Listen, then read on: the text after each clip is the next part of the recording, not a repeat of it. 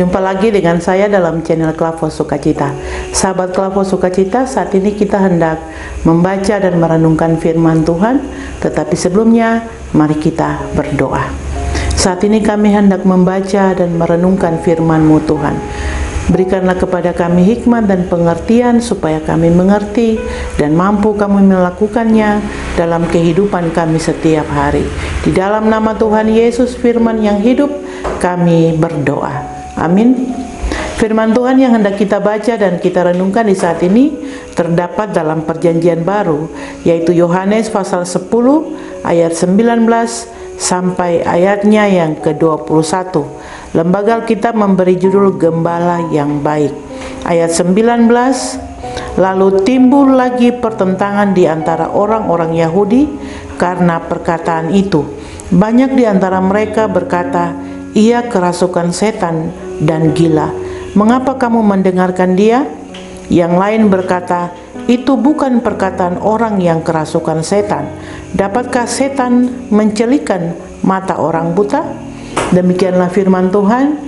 Yang dikatakan berbahagia adalah semua kita yang membaca, mendengar, dan yang melakukannya.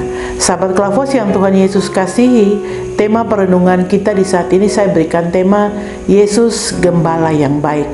Seorang gembala akan berjalan di depan menuntun kawanan dombanya.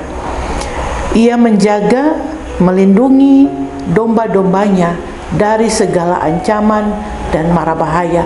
Tetapi juga gembala akan menuntun dombanya untuk mendapatkan air, tetapi juga makanan yang diperlukan oleh domba-dombanya. Sahabat Klavos yang Tuhan Yesus kasihi, di zaman yang sulit ini, di zaman yang sukar ini, kita membutuhkan Sang Gembala yang agung itu, yaitu Yesus Kristus. Sebab dalam menjalani kehidupan kita di masa-masa yang sukar, kita tidak bisa mengandalkan apapun yang ada pada kita, baik itu harta, kekayaan, jabatan, dan lain sebagainya. Yang kita butuhkan di saat ini adalah Yesus Kristus, Sang Gembala itu. Yesus Gembala yang baik. Ia akan menuntun kita dalam perjalanan kehidupan kita. Kita akan mampu menapaki kehidupan kita hari lepas hari, mendaki gunung dan melewati berbagai macam hal dalam kehidupan ini, tantangan, pergumulan. Kita membutuhkan Yesus Sang Gembala yang baik itu.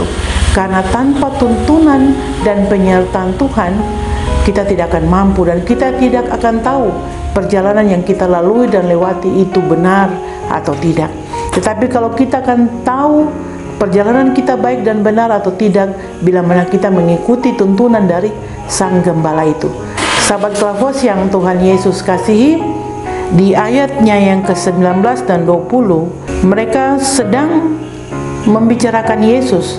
Dan bagian kalau kita lihat dari ayat 1 sampai ayatnya yang ke-19, Yesus sementara menjelaskan tentang dirinya yang adalah Sang Gembala Agung itu. Tetapi terjadi pertentangan antara orang Yahudi. Kalau di ayat 19 dikatakan, lalu timbul pertentangan di antara orang-orang Yahudi karena perkataan itu. Banyak di antara mereka berkata, "Ia kerasukan setan dan gila. Mengapa kamu mendengarkan dia?" Yang lain berkata, "Itu bukan perkataan orang yang kerasukan setan. Dapatkah setan mencelikan mata orang buta?" Maka bagian ini mau mengatakan bahwa kepada kita bahwa ketika kita mengenal Yesus dengan baik, maka apapun tantangan pergumulan dalam kehidupan kita, kita akan selalu terus berpengharapan di dalam Tuhan. Kita akan menjadi orang Kristen yang terus punya pengharapan kepada Tuhan Yesus Kristus. Sebagaimana orang-orang Yahudi, mereka katakan, mana mungkin setan atau orang yang kerasukan setan dapat mencelikan mata orang buta, karena mereka percaya dan mereka kenal Yesus. Tidak mungkin Yesus yang bisa menyembuhkan orang, bisa melakukan mujizat, dia dirasuki oleh setan. Jadi bagian ini mau dikatakan bahwa mereka mengenal Yesus dengan baik. Nah, ini menjadi pertanyaan bagi Bapak Ibu Saudara dan saya. Sejauh ini sudahkah kita betul-betul mengenal Yesus Kristus Tuhan kita itu? Apakah kita betul mengenal Dia? Apakah kita betul-betul percaya kepada Dia? Kalau kita mengenal Yesus dengan baik, maka kita akan selalu berpengharapan di dalam Tuhan dan kita akan selalu percaya bahwa Tuhan Yesus akan mampu menolong kita dalam berbagai perkara dalam hidup ini. Tergantung pilihan Bapak Ibu Saudara dan saya. Maukah kita mengikuti Yesus Sang Gembala Agung itu, ataukah kita tidak mengikutinya? Maukah kita percaya kepada Yesus Kristus ataukah tidak? Apakah kita mengenal Ia dengan sungguh-sungguh atau tidak?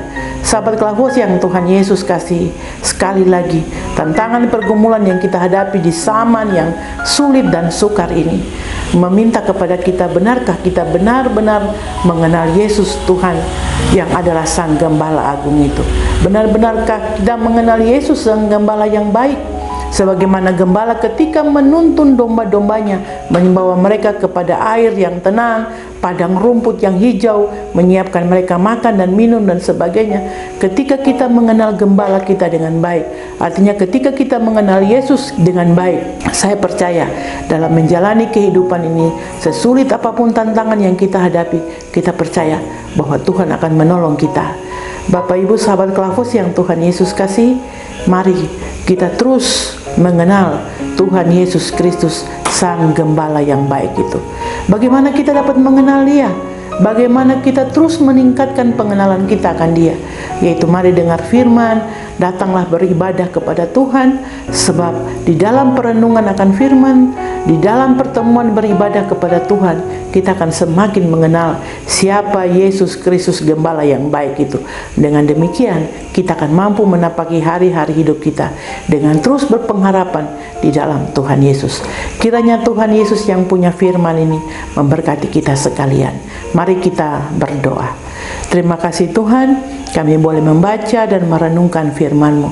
Tuhan tolong kami agar dalam menjalani kehidupan ini, tantangan, kesulitan dan pergumulan yang kami hadapi, kami terus membangun kepercayaan kami kepada Tuhan. Kami terus mau belajar mengenal akan Sang Gembala yang baik, Yesus Gembala yang baik, Yesus Gembala yang agung itu. Sehingga ketika kami menghadapi tantangan dan pergumulan, kami benar-benar percaya dan yakin bahwa Tuhan turut bekerja, Tuhan ikut campur dalam pergumulan kami.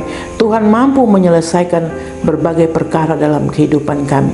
Oleh karena itu Tuhan, setiap kami yang ada dalam pergumulan, tantangan dalam kehidupan ini, biarlah Tuhan kami berdoa, Tuhan turut campur tangan, Tuhan Kau menolong dan menyertai, agar setiap kehidupan kami selalu ada dalam berkat pertolongan dan penyertaan Tuhan, dan kami terus ada berpengharapan di dalam Tuhan.